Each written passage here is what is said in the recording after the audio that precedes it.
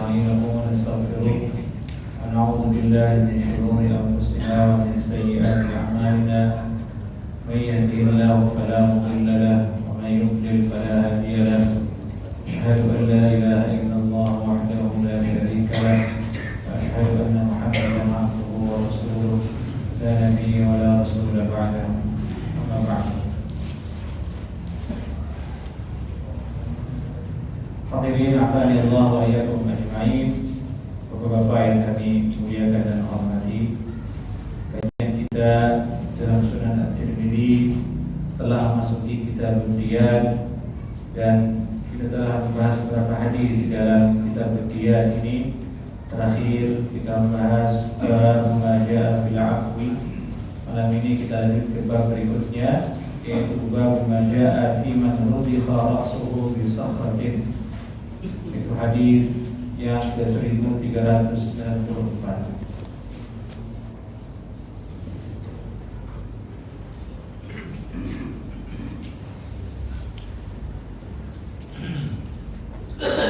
Bab hadis tentang orang yang ditimpa kepalanya di batu, dengan batu. Rudikha ra'suhu bi sakhratin. Ini ada kasus seseorang kepalanya itu dirudikh,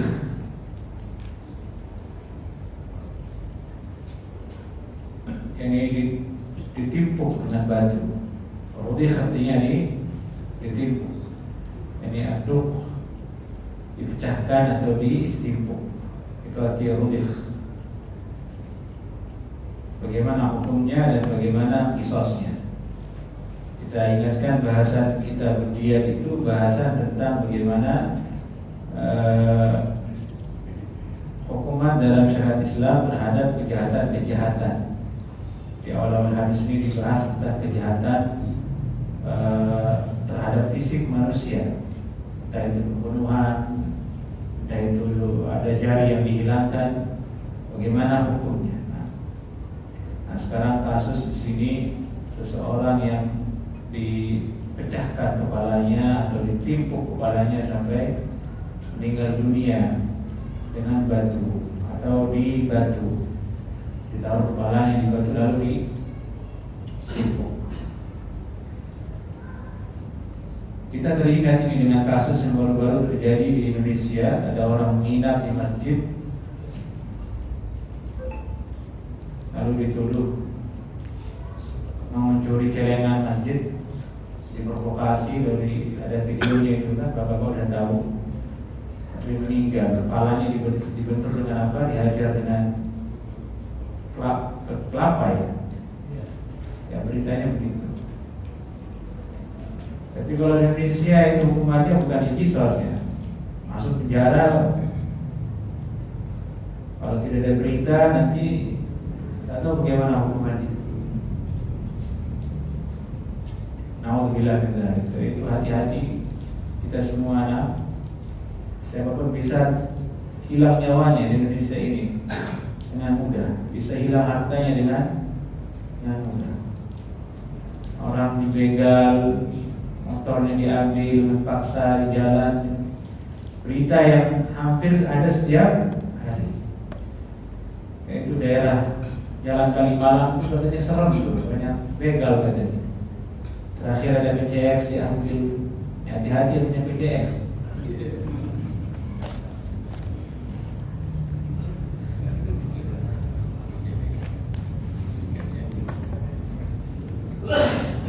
Ya ini barangkali itu hukuman dari Allah atas kita, karena tidak diterapkan batasan yang telah ada dalam syariat. Nyawa jadi murah, jadi gampang. Harta jadi dirampas, dipegang jadi mudah.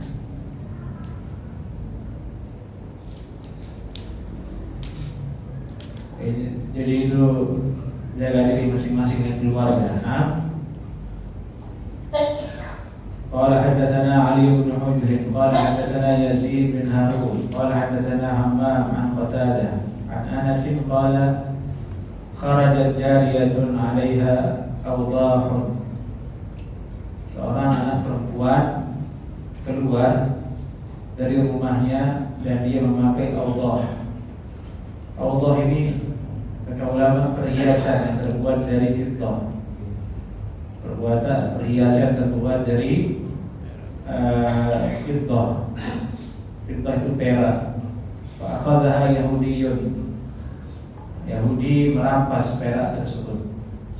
Begal gitu. Ada motifnya. Dia melihat perhiasan dari perak diambil oleh seorang Yahudi. Untuk menghilangkan jejak, radakha ra'saha bihajar. Dia timpuk, dia pukul kepala anak perempuan tadi itu dengan batu. Wa akhadha ma 'alaiha min al-Yahudi, dan dia mengambil apa yang ada pada anak perempuan itu yang terdiri dari perhiasan-perhiasan. Itu gambaran kasusnya di hadis ini. Jadi kasus pembegalan itu dari dulu ada. Kalau yang ini yang membegal Yahudi. Jadi Yahudi dari dulu memang membegal dia kerjaannya. Kalau sekarang yang dia begal itu tanah yang ada di Palestina. Maka tukang begal yang Muslim, janganlah, berhentilah membegal. Nah, masyarakat juga harus nahi munkar agar menasihati orang-orang supaya jangan membegal. Itu perbuatan Yahudi. Nah, itu yang harus kita boikot itu Pak, bareng-bareng boikot begal. Nah, itu yang paling wajib kita begal, perilaku yang seperti Yahudi. Baru kita ngomongin mau boikot produk. Ya mungkinlah kita boikot produk kalau kelakuan Yahudi belum kita boikot dari diri kita sendiri. Korupsi, menipu, begal,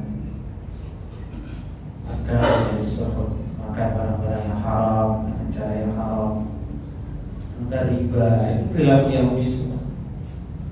Yang kita wajib itu untuk kita boikot perbuatan itu, tidak boleh ada pada diri kita.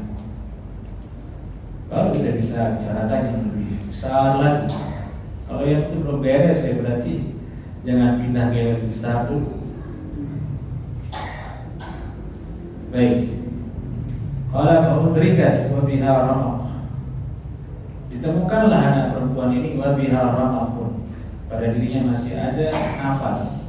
Baqiyatur ruh wa akhirun nafas.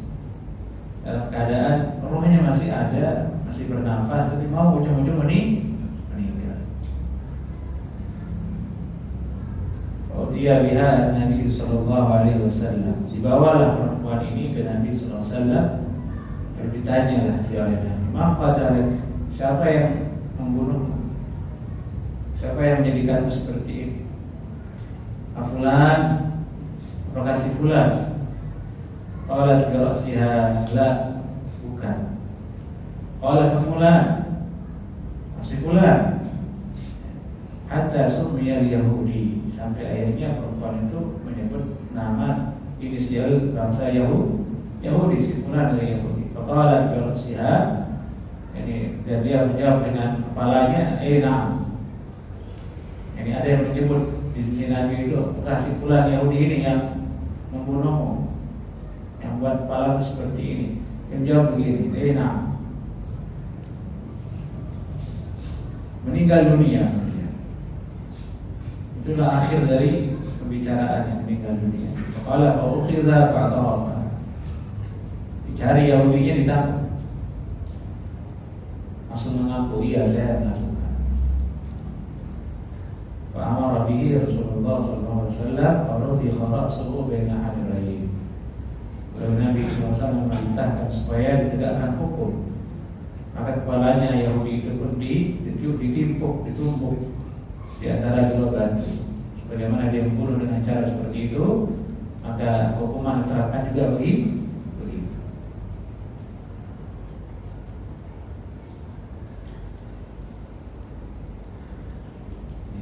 Seperti itu syariat Islam. Kalau tadi yang tinggal di masjid ditendang, dipukul, ditimpuk pakai kepala dari kelapa, maka yang melakukannya juga itu boleh. Meskipun yang paling bagus yang diamalkan itu adalah dengan pedang. Nah, hadis ini sebenarnya secara fikih ingin membahas apakah harus hukum qisas itu ditegakkan dengan pedang satu cara saja, yaitu dipenggal kepalanya, ataukah boleh dengan cara bagaimana dia membunuh korban, maka diperlakukan seperti itu cara qisasnya. Nah, khilaf ulama. Nah, ulama yang mengatakan diperlakukan sebagaimana dia membunuh korban dari dia ini. Yaitu dulu ada Yahudi zaman Nabi SAW, dia bunuh orang perempuan dan dengan cara memukul kepalanya, maka untuk qisasnya dipukul kepalanya sampai mati. Jadi pendapat pertama. Yang lain mengatakan ya hukumannya dengan pedang, yakni dipenggal kepalanya. Mereka disebutkan oleh Imam Tirmidzi, yakni waqala ba'du ahli ilm la qawada illa bisayf, tidak ada qisas pembalasan dengan pedang. Jadi banyak pendapat ulama yang mengamalkan ini. Mereka berdalil dengan riwayat yang mengatakan la qawada illa bisayf, tidak ada penegakan hukum qisas kecuali dengan pedang. Itu hadisnya riwayat Ibnu Majah, Al-Bazzar, Al-Tahawi, Al-Tabrani, Al-Baihaqi dan yang lainnya. Tapi hadisnya diperdebatkan oleh ulama. Ada Imam Al-Baihaqi la yathbut lahu isnad, sanadnya tidak kuat, tidak sahih. Kemudian juga berdalil dengan sabda Nabi SAW secara umum, idza qataltum fahsinul qatlah. Kalau kalian membunuh, masuk ke dalamnya adalah penegakan hukum qisas, maka lakukanlah dengan cara yang baik, yang bagus. Yang paling bagus dengan pedang.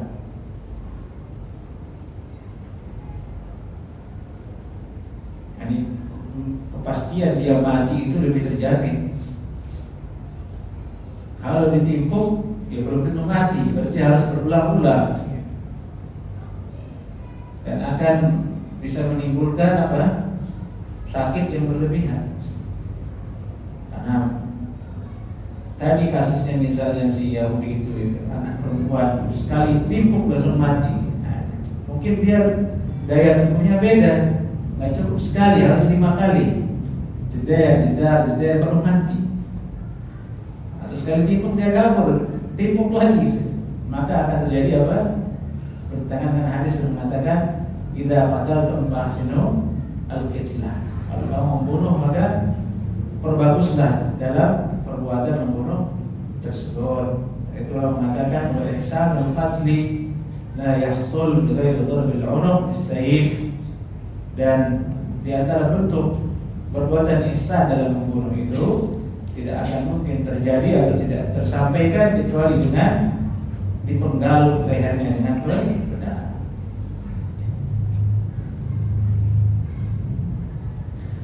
ولهذا كان صلى الله عليه وسلم يأمر بضرب العنق من أراد قتله حتى صار ذلك هو المعروف في أصحابه.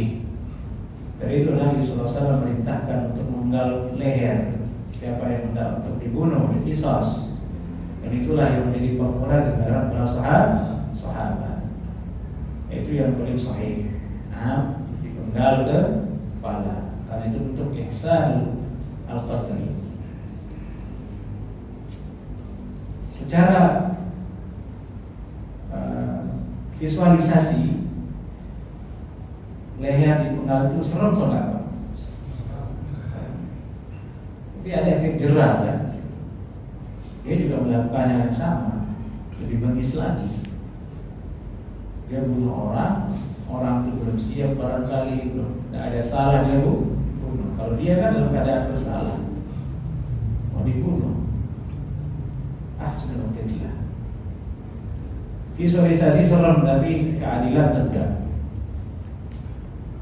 Orang-orang kafir tidak suka dengan hukum itu, maka mereka hapuskan. Mereka ganti dengan hukum penjara seumur hidup dan lain sebagainya. Mending penjara seumur hidup. Kalau ada pengacaranya bisa sampai 5 tahun.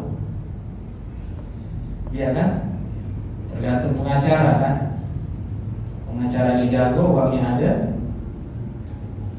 keluar dari penjara. Tidak bayar 100 onta, tidak kisos juga. Kita ingat penjara yang lalu tidak? Kalau dimaafkan oleh keluarga disuruh bayar apa? Bayar onta. Pembunuhan yang sengaja. Promosinya 25 yang usia tertentu, pintu labu dan lain sebagainya. Ada formasi yang lain untuk qatlul khata, intinya 100 kan? Itu pun tidak berlaku. Tidak ada. Barangkali itulah hukuman dari Allah Subhanahu wa ta'ala. Akhirnya nyawa menjadi murah. Orang zalim tidak takut. Orang yang berkuasa tidak takut dengan nyawa. Orang di bawah, orang miskin, orang di bawah, ini dianggap lalat barangkali, dicurigai aja mati. Tidak ada penegakan hukumnya, tidak ada hak yang ditegakkan.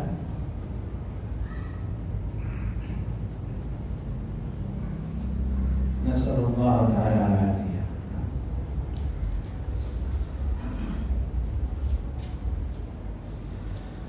Sampai dikatakan ada pembahasan fikih tadi ini, cara qisas apalagi bagus dengan pedang, sampai qila innal qatla bi ghairi darbil 'unuq bisayf muslah. Sungguhnya pembunuhan yang qisas, penegakan hukum qisas bunuh tidak dengan dipenggal lehernya dengan pedang, itu muslah. Muslah itu mutilasi, keluar dari perintah ihsan. Sampai ada yang mengatakan demikian. Nah, jadi berarti yang wajib dalam masalah ini adalah penegakan hukum dengan pedang, itulah yang lebih utama. Dan dikembalikan kepada ulil amri sebenarnya. Kalau menurut ulil amri ini juga bisa memberikan keadilan dan efek jerah, maka dilakukan. Misalnya ditembak, kan sekali mati, sekali tembak mati juga kan, ihsan juga boleh. Allahu a'lam. Baik, kita lanjut ke hadis berikutnya. Bab ma jaa fi tashdid qatlil mu'min. Bab bahasan tentang ancaman keras membunuh orang yang beriman. Setelah disebutkan dari hukuman untuk orang yang membunuh qisasnya, maka itu setimpal dengan keadilan, setimpal juga di sisi Allah Subhanahu wa ta'ala, karena nyawa manusia yang beriman itu sangatlah berharga, sangat berharga. Qala haddatsana Abu Salamah Yahya bin Khalaf Muhammad bin Abdullah bin Yasir قال حدثنا ابن عدي عن شعبة عن يعلى بن عطاء عن أبيه عن عبد الله بن عمر أن النبي صلى الله عليه وسلم قال لزوال الدنيا أهون على الله من قتل رجل مسلم.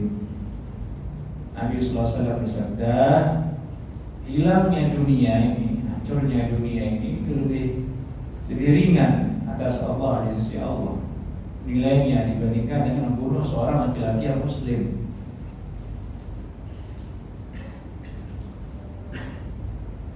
Ini hadis sahih diriwayatkan oleh Imam An-Nasa'i.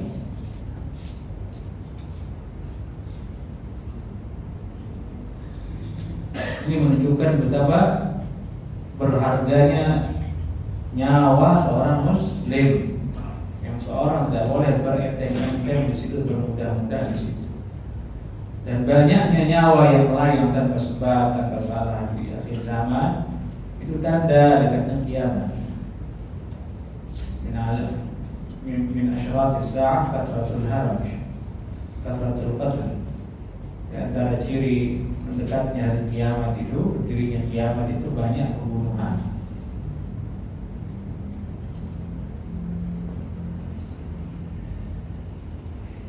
Nasallallahu taala alafiyah.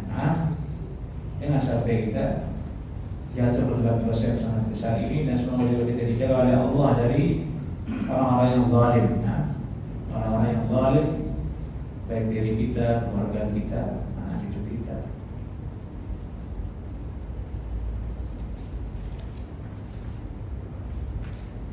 Hadis berikutnya, babul hukmi fid dima. Bab penegakan hukum pada darah. Istilah disebutkan betapa berharganya nyawa seorang muslim, sehingga balasannya adalah qisas yang serupa di dunia, karena dia lebih berat di sisi Allah Subhanahu wa taala. Maka disebutkan at-targhib atau at-tarhib berikutnya, yakni hadis atau himbauan agar kita menjauh dari perbuatan itu. Masalah dima, masalah darah, dialah kelak di akhirat yang akan pertama kali dihisab, yang akan ditegakkan oleh Allah. Jadi ada dua di sini cara yang disebut oleh Imam Tirmidzi untuk mengingatkan, satu, betapa berharganya nyawa; kedua, di akhirat kelak dialah yang akan menjadi peradilan yang akan ditegakkan di akhirat. Qala hadatsana Mahmud bin Ghailan qala hadatsana Wahab bin Jarir qala hadatsana Syu'bah 'an al-A'mash 'an Abi Wa'il 'an Abdillah qala Rasulullah sallallahu alaihi wasallam, inna awwala ma yuhkam bainal 'ibad bil-jima'. Sungguhnya hukum yang paling pertama ditegakkan di antara hubungan sama hamba adalah darah. Ini masalah darah.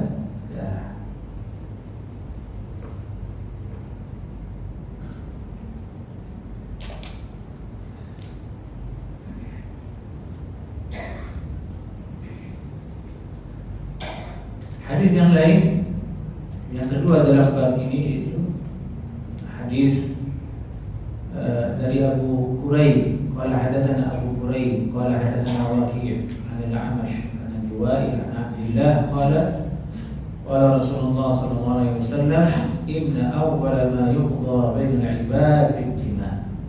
Ini mirip dengan hadis sebelumnya. Sungguhnya penghakiman yang paling pertama dibentangkan oleh Allah di antara sesama manusia, hubungan sesama manusia, yaitu masalah darah.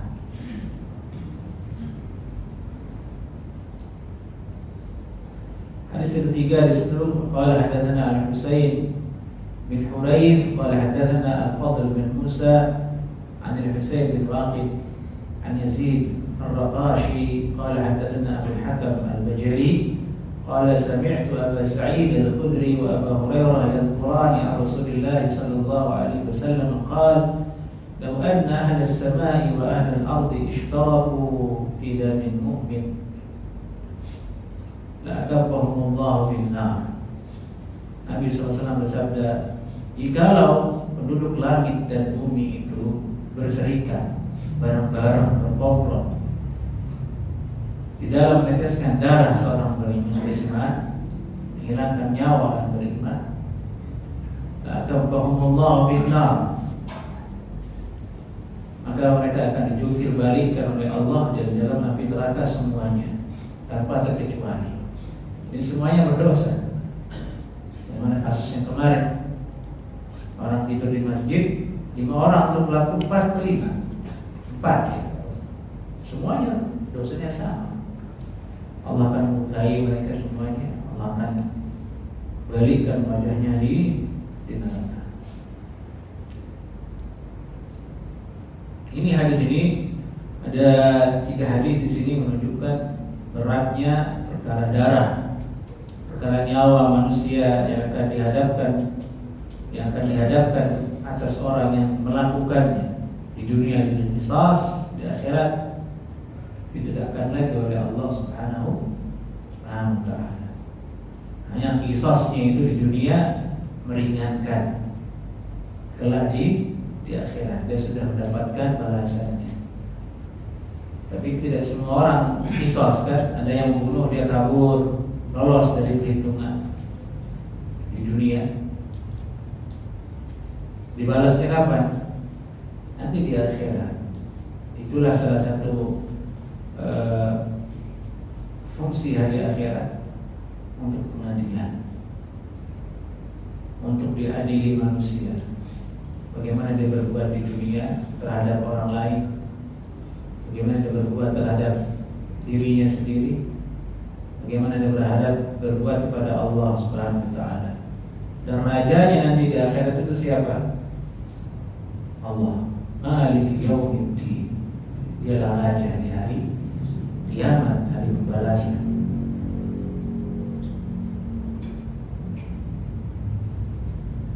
Jadi tidak ada jalan selamat bagi orang-orang yang zalim. Di dunia dia bisa luput, di akhirat jangan harap. Bahkan pasti dia akan dapatkan balasan di dunia sebelum meninggal dunia, entah dari arah yang tidak dia duga-duga dan sangka. Innama baghyukum ala anfusikum. Allah berfirman, semuanya perbuatan jahatmu itu akan berbalik atas diri kalian sendiri. Itu kata ulama, ayat ini menunjukkan orang yang berbuat jahat, zalim kepada orang lain, kejahatan itu akan berbalik kepada dirinya suatu saat. Entah disaksikan oleh orang yang dia zalimi atau tidak disaksikan oleh orang yang dia zalimi sebelum dia meninggal dunia. Juga orang-orang yang membuat makar, menipu daya orang lain sehingga memudaratkannya, maka makar itu akan kembali kepada dia sebelum meninggal dunia. Wala yahiqul makru sayyi'u illa bi ahlihi. Yani makar itu tidak akan kembali menimpa kecuali orang yang memilikinya. Maka hati-hati dengan dua hal itu. Orang zalimi orang lain, kezaliman itu akan balik ke kita suatu saat. Pasti. Jangan buat makar ke orang lain, makar itu akan balik kepada diri kita suatu saat. Ringkasnya perkataan ulama yang sering kita dengar, kama tadinu tudanu, bagaimana engkau berbuat itu juga yang akan engkau dapatkan perlakuan dari orang lain. Baik. Orang beriman insya Allah menjauh dari hal seperti ini. Urusan darah di dunia berat, di akhirat lebih berat lagi. Darah, kehormatan, dan harta. Tiga. Tapi yang khususnya di sini itu adalah masalah darah, dia yang paling berat karena hukumannya ada di qisas.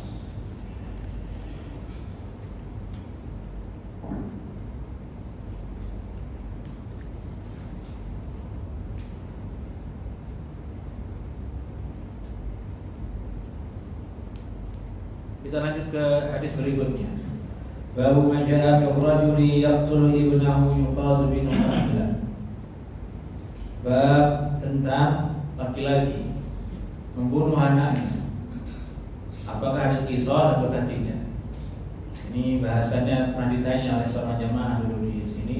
Sekarang ini datang bahasannya secara khusus. Seorang laki-laki membunuh anaknya, apakah ditegakkan qisas atau tidak? Apakah bapaknya dibunuh atau tidak juga? Qala haddatsana Ali bin Hujr. Qala haddatsana Ismail bin Ayyash. Qala haddatsana Al-Muthanna ibn As-Sabbah an Amr bin Shu'aib an abihi an jaddihi an Suraqah bin Malik bin Ju'sham qala hadartu Rasulullah sallallahu alaihi wasallam yuqidul aba min ibnihi wa la yuqidul ibna min abihi. Qala Abu Isa hadha hadithun la na'rifuhu min hadithi Suraqah illa min hadha al-wajh wa laysa isnaduhu bi sahih. Rawahu Ismail bin Ayyash an al-Muthanna ibn Sabbah wa al-Muthanna ibn Sabbah mudha'af fi al-hadith. وقد روى هذا الحديث أبو خالد الأحمر عن الحجاج بن أرطاه عن عمرو بن شعيب عن أبيه عن جده عن عمر عن النبي صلى الله عليه وسلم وقد روي هذا الحديث عن عمرو بن شريح مرسلا وهذا حديث فيه اضطراب والعمل على هذا عند أهل العلم أن الأب إذا قتل ابنه لا يقتل به وإذا قذف ابنه لا يحد. Jadi hadis ini kita bahas hukumnya dulu. Hadis ini hukumnya dijelaskan oleh Imam At-Tirmidzi, oleh beliau sendiri. Hadisnya ini tidak sahih. Beliau mengatakan walaysa isnaduhu bisahih. Hadisnya tidak sahih, sanadnya tidak sahih. Kenapa tidak sahih? Karena ada rawi di situ bernama Al-Muthanna Ibnu Sabbah. Al-Muthanna Ibnu Sabbah, kata beliau, yudha'af fil hadis, dinilai dilemahkan hadisnya. Yudha'af fil hadis.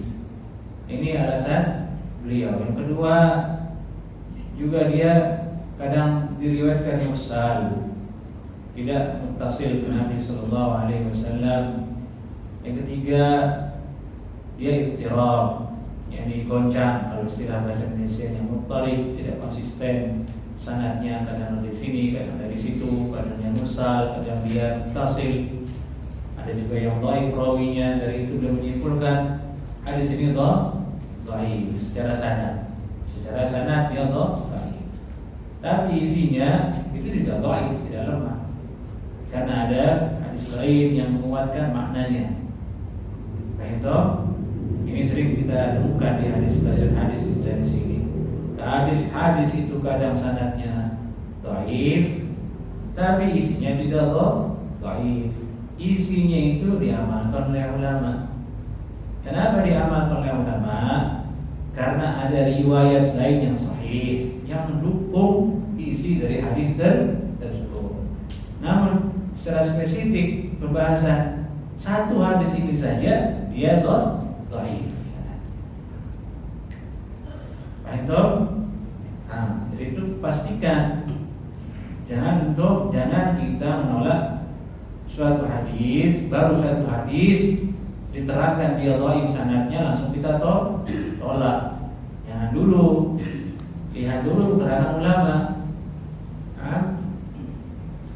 Telaah dulu perkataan ulama. Karena suatu masalah itu dalam agama bukan kita satu-satunya yang pernah membahas. Jangan pernah berpikir suatu hukum bahasan dalam agama itu yang pernah membahasnya cuma kita saja. Jangan. Kita itu baru nemu, bukan baru membahas, baru nemu, baru baca, baru sampai ke telinga. Semua bahasan dalam ilmu syariat itu sudah selesai dibahas oleh ulama. Tidak ada yang baru dalam urusan agama bahasannya, kecuali masalah-masalah kontemporer. Itu lain lagi, bahasan fikih. Ini bahasan hadis. Kalau kita temukan hadis, kata ulama dia dhaif, tapi diamalkan, jangan langsung dibantah. Lihat dulu, cek dulu. Oh, ini sanadnya yang dhaif, isinya belum tentu dhaif. Baik toh? Dari itulah mengatakan jangan bilang hadis itu dhaif, jangan bilang hadis, tapi sanadnya yang dhaif, supaya tidak jatuh pada mendhaifkan isinya juga. Karena isinya itu sahih berdasarkan riwayat yang dhaif, atau berdasarkan dengan pengamalan para ulama, karena tidak bertentangan dengan syariat. Jadi itulah kita temukan hadis dhaif dalam kitab fikih, bahkan dalam kitab Bulughul Maram, dalam Sunan At-Tirmidzi. Itu lebih bagus dibandingkan dengan sekedar pendapat. Kalau hadis dhaif tapi ada sanadnya, ada ulama di situ, fulan, yang mereka itu jajaran ulama dan mereka mengatakan mengamalkannya. Jadi mending mana, yang begitu atau yang independen pendapat sendiri tanpa ada sanad? Coba dipikir. Jadi mending mana? Yang penting yang bersanad itu ada jajaran ulama yang mendukungnya dan mengamalkannya. Dari itu Imam Tirmidzi sering mengatakan wal amalu ala hada inda ahli ilm. Jadi ini yang diamalkan di sisi ulama. Gitu. Kecuali hadis itu palsu, ya, itu dibuang, ditoleh. Dijelaskan dalam rangka untuk dibongkar hakikatnya supaya tidak disampaikan ke orang lain sebagai hadis Nabi Sallallahu Alaihi Wasallam, karena itu dosa menisbatkan sesuatu yang tidak ada dasarnya ke Rasulullah Sallallahu Alaihi Wasallam. Baik. Nah, apa isinya hadis ini? Isinya itu Nabi Sallallahu Alaihi Wasallam bersabda, "Yuqidul aba min ibni, wa la yuqidul ibna min abihi."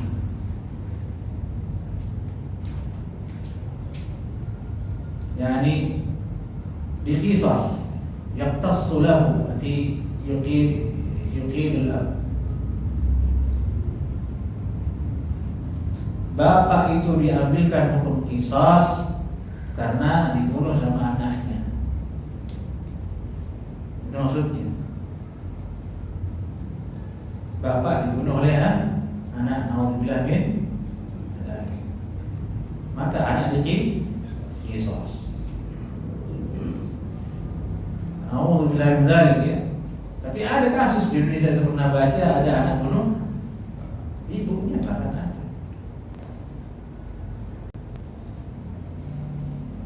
Naudzubillah min dzalik. Naudzubillah min dzalik. Wala yuqidul ibna min abi. Bapak tidak qisas kalau bapak itu yang bunuh ini jangan digugat, ini hadis. Itu hukumnya. Jawabannya ini dari bab yang tadi. Apakah laki-laki dibunuh karena membunuh anaknya? Qisas. Jawabannya hadis ini tidak. Hadis yang kedua yang menguatkan makna hadis ini, sudah banyak hadis. Qala hadatsana Abu Sa'id al-Ash'ari, qala hadatsana Abu Khalid al-Aqam, an al-Hajjaj bin Arqah, an Amr bin Shu'aib, an abihi, an jaddihi, an Umar bin Khattab, qala sami'tu Rasulullah sallallahu alaihi wasallam yaqul, la yuqadul walidu bil walad. Bapak tidak diqisas karena anak, karena membunuh anak. Baik, bahasan dulu, nah setelah saya terangkan.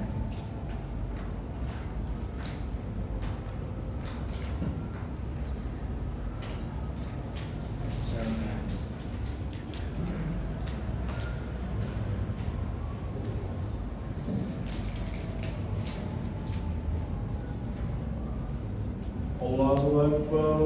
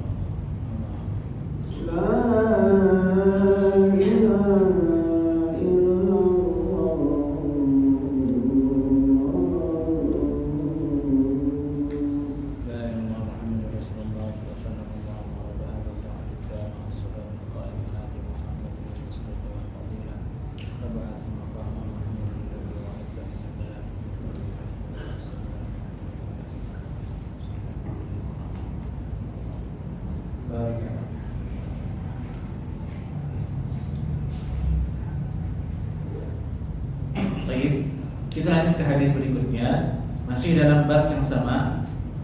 Di bawah bab ini ada 3 hadis yang diriwayatkan oleh Imam Abu Isa At-Tirmidzi rahimahullah taala. Yang ketiga, qala hadatsana Muhammad bin Bashar qala hadatsana Ibnu Abi Adi an Ismail bin Muslim an Amr bin Dinar an Tawus an Ibnu Abbas an Nabi sallallahu alaihi wasallam qala la tuqamu al-hudud bil masajid wa la yuqtalu al-walidu bil walad.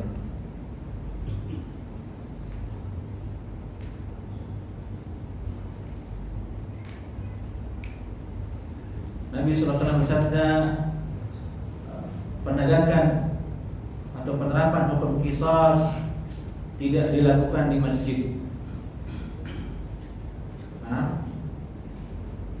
Tidak dilakukan di dalam masjid. Meskipun dia perintah Allah qisas, tapi tempatnya jangan di masjid. Apa hikmahnya? Jelas sekali hikmahnya. Kotorlah darah. Masjid untuk keamanan, bukan untuk hal semacam itu. Meskipun hak. Maka dari itu kita teringat dengan Idul Adha. Sebagian orang sembarangan habis dibeli naruh daging di masjid, menang semangat, ingin syariat sunnah kurban ini boleh, jangan di masjid naruh daging pak, udara amis, karena jauh daging masjid, orang mentang sholat, ada orang, banyak orang ke masjid gara-gara itu, bau masjid. Tapi susah diubah itu, nanti dikayaknya marah. Kita disangka melarang mereka pun salah sangka. Paling banter dia nggak suka kali itu. La haula wala quwwata illa billah. Khitan jangan di masjid pak, darah. Darah. Wala tuqam hudud fil masajid. Wala yuqtalul walid bil walad. Dan orang tua tidak diqisas karena sebab anaknya.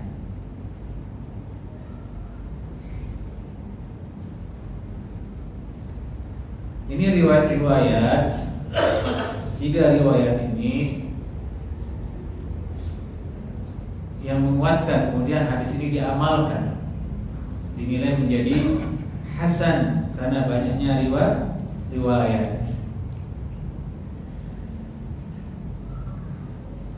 Bahkan Imam Syafi'i mengatakan, qala Syafi'i hafiztu an adadin min ahli ilmi laqituhum.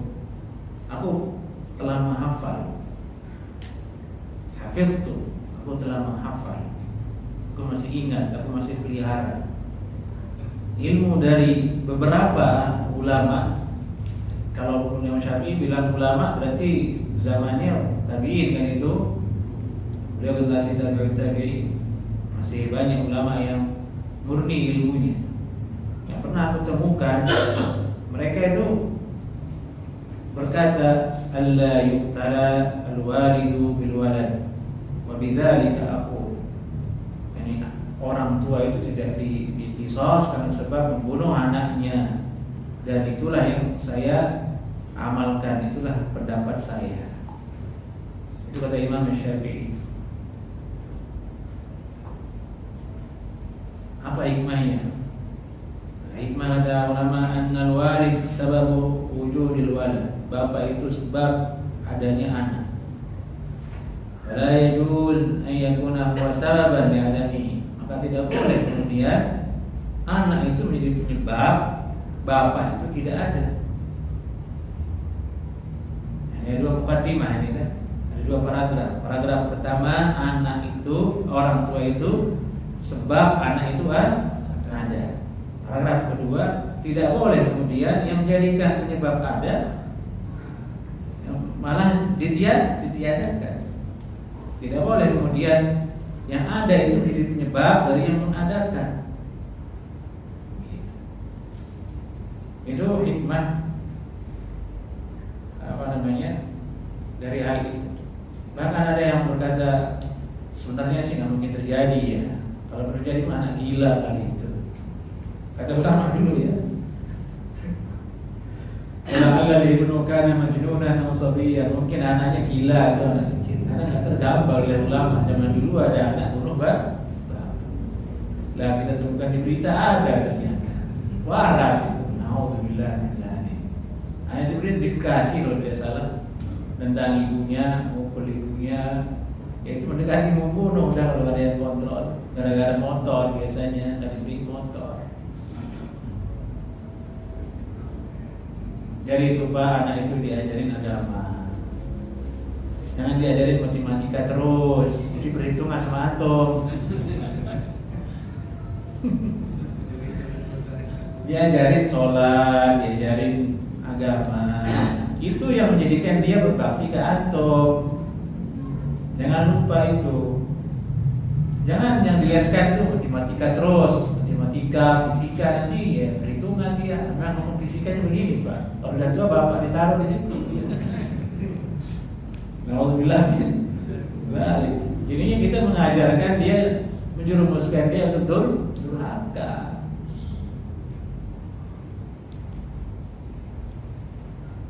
Urusan nanti masa depan mau harta begini, kita Pak kalau udah tua mau makan apa sih?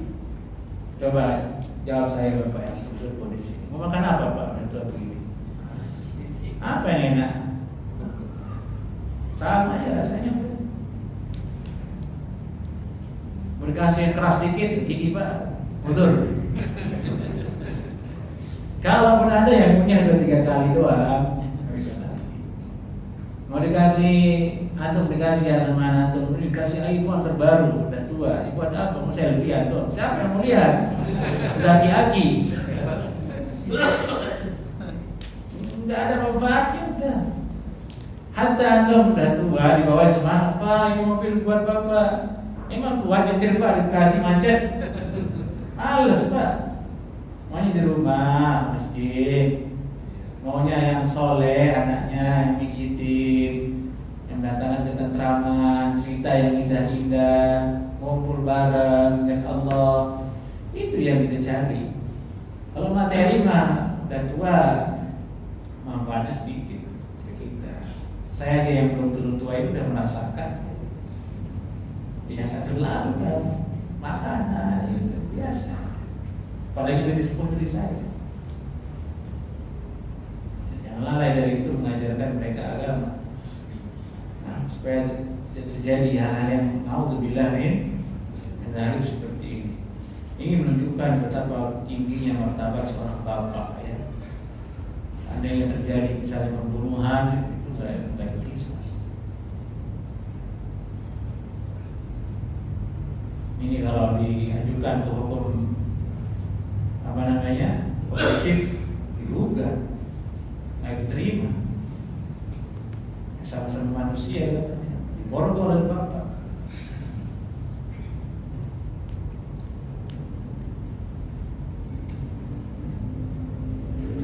Saking nggak mungkin terjadi sebenarnya. Nauzubillah min. Baik.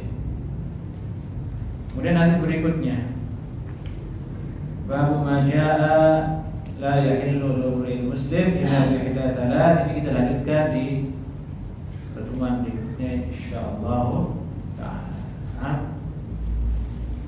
Ada yang tanyakan jemaah silakan. Ada sisa waktu sebelum komat. Assalamualaikum.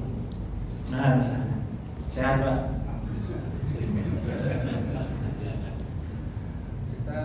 Ini menanyakan hadis saja lah, nggak usah nanyain mas pembunuhan. Banyak persoalan yang timbul masyarakat. Ini apa hadis palsu, apa hadis dhaif besar? Seperti halnya orang yang meninggal itu katanya tidak ada ajarannya atau anjurannya untuk diadani, dikomatin saat dikubur. Yeah. Ini termasuk hadis dhaif apa hadis palsu Ustaz? Soalnya kan masalah mengadzankan di kubur. Iya, masalahnya ini kan tidak tahu palsu apa tidak tahu ini. Yang benar tidak ada hadisnya. Hadis palsu itu mesti penting gitu ya. Ini nggak ada hadisnya. Intinya palsunya palsu itu. Tapi pasti dilakukan oleh jamaah umat Islam. Masalahnya Ya dilakukan karena satu, semangat ingin bagus, ingin baik. Kedua, ada asumsi anggapan bahwa azan itu salah satu bacaan yang diyakini mengusir bala, mengusir bencana, mengusir setan. Maka dia menganggap yang mungkin di sinilah cocok diazankan.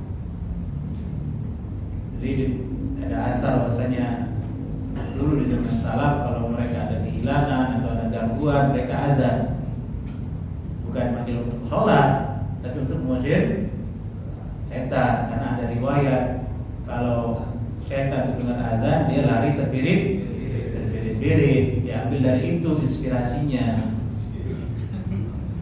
Itu asal usulnya.